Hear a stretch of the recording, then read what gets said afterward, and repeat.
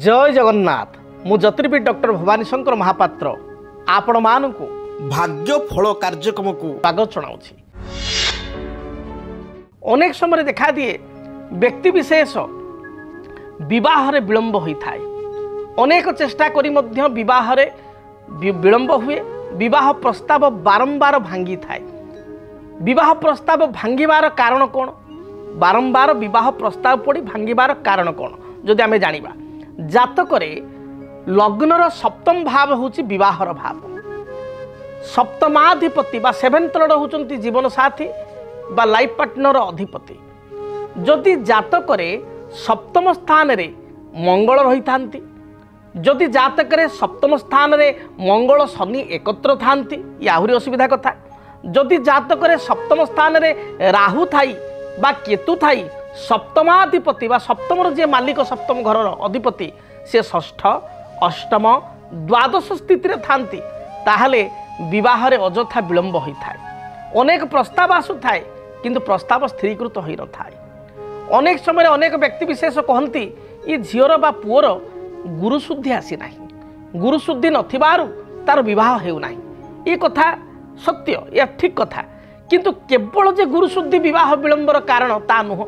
कारण गोटे पुअर विवाह योग्य बयस यदि आम कहवा माने गवर्नमेंट हिसाब रे गोटे पुओ 21 वर्ष बा 23 वर्ष पर विवाह करि पारिबो सरकारी आईन अनुसार। बा पितामाता चिंता कले पुओटी जदि चाकरी बाकरी शीघ्र पाई जाइए, बापा माँ चिंता कले जे 26-27 बेलू बाहागर करवा, किंतु सेई पिलाटी विवाह है बेलू 36 हो जाउची, 37 हो जाउची, 38 हो जाउची। ता माने कोन 26 वर्ष रु 38 वर्ष पर्यंत गुरुशुद्धि नथिला। ता माने ता जातक गुरुशुद्धि बहुत थर आसी, 2 थर 3 थर 4 थर से 10 वर्ष भितर गुरुशुद्धि आसी। किंतु गुरुशुद्धि केवल थिले मध्य जातक जदि ग्रहरिष्ट रही बा जातक ग्रहंकर अवस्थिति खराब अच्छी, ताहले अजथा विवाह विलंब हेब। एक कथा मध्य कहा जाए। केवल गुरुशुद्धि के देखा जीव नाही। गुरुशुद्धि तो कहा जाए जे जीव द्वितीय धनधान्य भोगी सुतार्थ वित्त नवपंचकेशु जामित्र संस्थ विपुलाच लक्ष्मी एकादश सर्वशुभम ददाति। बृहस्पति जदि जन्म राशि ठारू द्वितीय रे आपणकर पंचम रे सप्तम रे नवम रे एकादश रे अछंती, ताल तो गुरुशुद्धि। तेणु बहुत समय जातक भी चली था गुरुशुद्धि था, किंतु दशा जदि समर्थन करू थाए महादशा जहाँ खराब चली थाए दशा किंबा जातक ग्रह स्थिति ही खराब थाए, ताहले अजथा विवाह रे विलंब होता है। एवं आउ एक सूत्र मध्य कहा जाए जे सप्तमे स्थिते भौमे द्वादश स्थिते भौमे सप्तम स्थिते सौरी द्वादश स्थिते सौरी सप्तमे स्थिते राहु द्वादश स्थिते राहु विवाहम प्रतिबंधकम। प्रतिबंधक माने कौन? विवाह हो पारिबनी सेमती कथा नुह। विवाह हेबो किंतु विलंबर हेबो। एवं अनेक जगह विवाह प्रस्ताव स्थिर हो भांगी जाए। तापई आमे विशेष करी देखो मंगल दोष। जदि जातक जनक लग्न रे मंगल, द्वितीय रे मंगल, चतुर्थ रे मंगल, सप्तम रे मंगल, अष्टम रे मंगल, द्वादश रे मंगल थाए, ताले विवाह प्रस्ताव पड़ी भांगी जीवार यथेष्ट जोग रही थाए। तेणु विवाह जदि आपण जातक विलंब होउची बा आपण विवाह योग्य बयस हो जाइछि 3-4 वर्ष 5 वर्ष होलानी आपण बहुटे खोजुचंती बा झीओटे खोजुचंती पुओ पाइका बा झीओटे आपणकर अछि विवाह योग्य हो जाइछि, गोटे भल ज्वाइंटे आपण खोजुचंती 3-4 वर्ष 5 वर्ष होलानी मन लाखी ज्वाइंटे मिलु नाही, परिवारटे बंधु घरटे मिलु नाही, ताहले आपण गोटे छोटिया प्रतिकार करंतु। प्रतिकार स्वरूप गौरी शंकर व्रत अर्थात शिव पार्वती व्रत आपण निश्चय करंतु। 16 सोमवार व्रत झील को करने को कहतु। यही 16 सोमवार गौरी शंकर अर्थात शिव पार्वती को दर्शन एवं पूजन करिवो, व्रत करिवो एवं शिवंक उद्देश्य 16 सोमवार व्रत मध्य करिवो। देखिए विवाह रे जो विलंब होउची ता दूरीभूत हेबो। से भली ब्रह्मज्येष्ठी वृक्ष जहाँ कई गाँ गहल ब्राह्मण झाटिया गछ कही था, ये वृक्ष को आपण कुंडरे लगाई चंदन सिंदूर दीप धूप एवं आपण जदि हलदी रंगर फूल दे प्रत्येक दिन पूजा करेंगे, ताहले विवाह रे जदि कौन से कारण अजथा विलंब होउची से विलंब मध्य दूरीभूत हेबो। आउ एक छोट प्रतिकार लाल किताब हिसाब रे आपन कहिबी, कौन सी पूर्णमी दिन बा प्रत्येक पूर्णिमा रे कार्य करि पारिबे। प्रत्येक पूर्णिमा कले भल, 21 गोटी पूर्णमी भितर जदि कार्य करेंगे ताले एक अचूक प्रतिकार निश्चय बाहागर हो 21टा पूर्णिमा भितर हाएस्ट बहुत लोक देखा जाइए 7टी 8टी 9टी पूर्णिमा भितर बाहागर हो जाइए। तेणु कौन करेंगे ना आपण पूर्णिमा दिन शिव को जा शिव मंदिर दर्शन करेंगे। किछि दुदुरा फूल अति कम 7टा धला दुदुरा फूल शिवलिंग गोत्र नाम अर्पण करेंगे।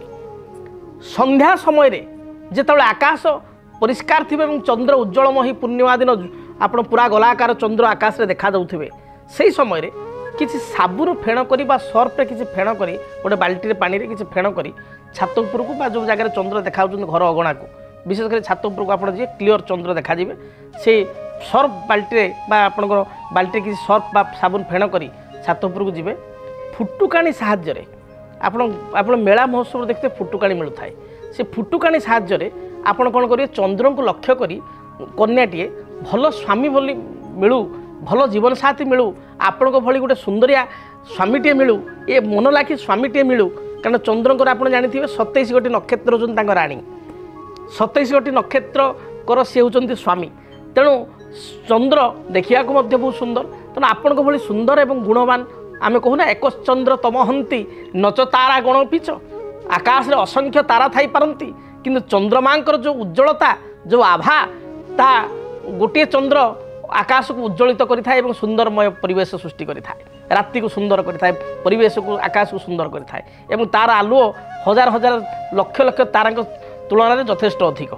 तेणु आपण भली गोटे सुंदर एवं मनलाखी स्वामीटे पतिटे मिलू एक कथा झीटे मन भितर विचार करी चंद्र को लक्ष्य करी फुटुकाणी माने आपण जो सर्फ फेण साबुन फेण फुटुकाणी करी चंद्रकाण को लक्ष्य करी किसी समय फुटुकाणी करेंगे मन भितर फुटुकाणी समय भावे देखिए निश्चय ये प्रतिकार करने द्वारा भल जगार भल परिवेश भल घरे आपन विवाह हो।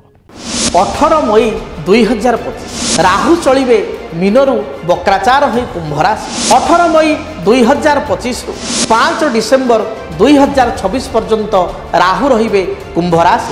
तेबे राहु केतुंकर चलन आपण को जीवन को किपरि करिवो प्रभावित जानिया पई देखंतु डीटीवी ओडिया मेष ठारू मीन पर्यंत आपण मानक राशि राहु केतु चलन जानतु फलाफल देखंतु केवल डीटीवी ओडिया देखिबा पई चैनल को सब्सक्राइब करंतु आपण वीडियो को सर्च करंतु राहु केतु संपर्क में निज राशि राहु केतु चलन एवं प्रभाव विषय रे आपण जानि परिबे। देखंतु राहु चलन केवल डीटीवी ओडिया। जदि आपणक जीवन रे व्यक्तिगत पारिवारिक समस्या कर्मक्षेत्र नियुक्ति वैवाहिक समस्या वास्तु दोष एवं माली मकदमा आदि समस्या थाए ताहेले समस्यार समाधान और परामर्श पाई आमको जोगाजोग करंतु। ज्योतिर्विद doctor Bhawani Shankar Mahapatra Budheswari colony plot number 26 Bhubaneswar. Phone number 9776833302 9439444924। आमर वेबसाइट www.srijagannathastro.com। डीटीवी ओडिया देखिवा पई सब्सक्राइब करंतु एवं बेल आइकन को मध्य दबाई दियंतु।